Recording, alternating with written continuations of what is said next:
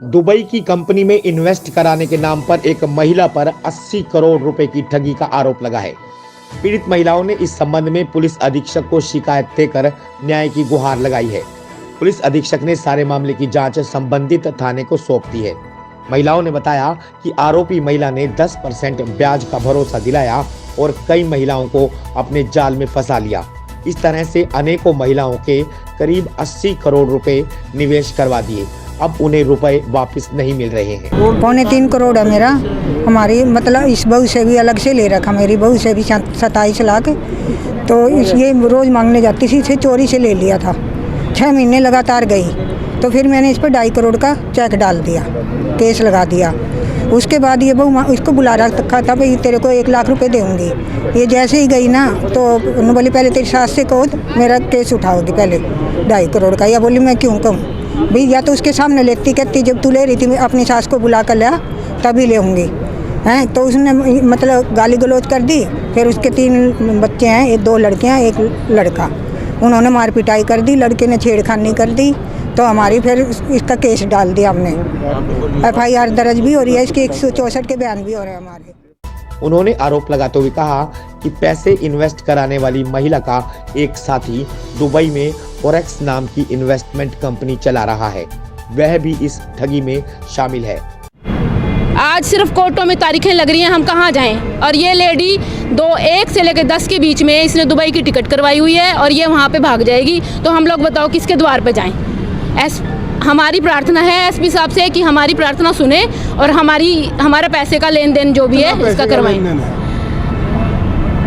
यहाँ पर जितने लोग खड़े हैं सबका अलग अलग पैसे का लेन देन है और टोटल अगर जैसे हमने अमाउंट लगाया है तो कम से कम 1 अरब का लेना देना है। 80 करोड़ तो हम लोगों ने गिने थे बैठ के कि किस किस के कितने पैसे। ये पैसा लेती थी सबसे, जैसे कमेटी वालों से इसके लिंक है, कमेटियों फाइनेंस करवा लेती थी, कमेटी का पैसा उठा लेती थी। लोगों ने अपने घर गिरवी रख के बैंकों में, बैंक से इसको पैसा दिया। ये 10% का ब्याज देती थी। 4 साल हो गए, 3 साल हो गए इस बात को। 3 साल से 2016 से ये लेन देन कर रही थी। महिलाओं का कहना था कि दुबई की कंपनी में पैसा इन्वेस्ट करने के नाम पर उन्हें ठगा गया है। पीड़ित महिलाओं ने बताया कि शुरू में उन्हें 10% के हिसाब से ब्याज मिला, फिर 8%, उसके बाद 5% ब्याज दिया गया और फिर उन्हें 3% ब्याज दिया गया। जो ब्याज उन्हें दिया गया वह भी आरोपी महिला ने दोबारा इन्वेस्टमेंट करने के नाम पर उनसे वापस ले लिया।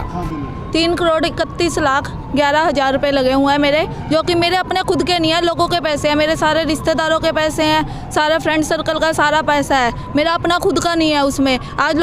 आज मेरी इतनी बुरी हालत हो चुकी है, मेरा सब कुछ बिक चुका है, घर बार सब कुछ, हमारे पास कुछ भी नहीं रहा, खाने के लिए भी कुछ नहीं है, हमारे बिजनेस भी ठप हो गए हैं। एक लेडीज़ की वजह से हम लोग कंगाल हो चुके हैं। वो 10% देती थी, फिर उसने 8 कर दिया, फिर उसने 6 कर दिया, फिर 5, फिर जनवरी में कहने लगी मैं 3% दूंगी और उसके बाद उसने कुछ भी नहीं दिया और वही पैसा वापस ही अपने पास ले लेती थी। भी तुम जो ब्याज देती थी भी मुझे दे दो, इसी का मैं तुम्हें इंटरेस्ट दे दूंगी। अब जब हम मांगने जाते हैं तो कह देती है मेरे पास तो है नहीं है, जो तुमसे होता है वो कर लो, कच्चे के पैसे दिए थे, तुम्हारे पास क्या प्रूफ है?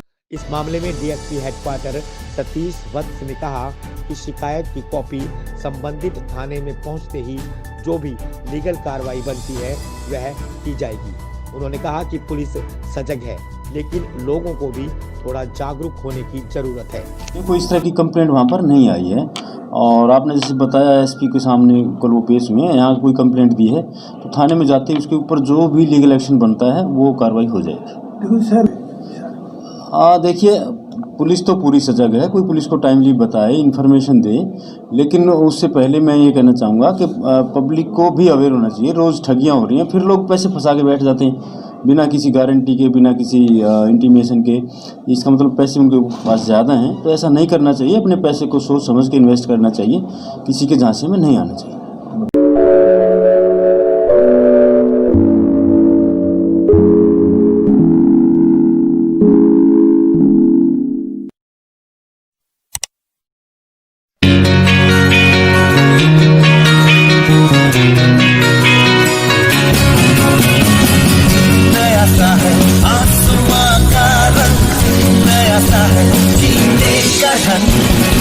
नई सी है हर एक दिशा का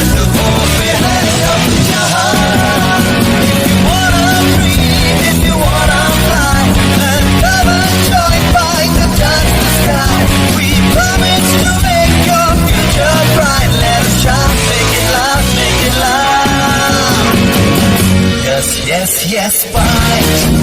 Yes, fight. It's the right choice for you. Yeah, ET fight.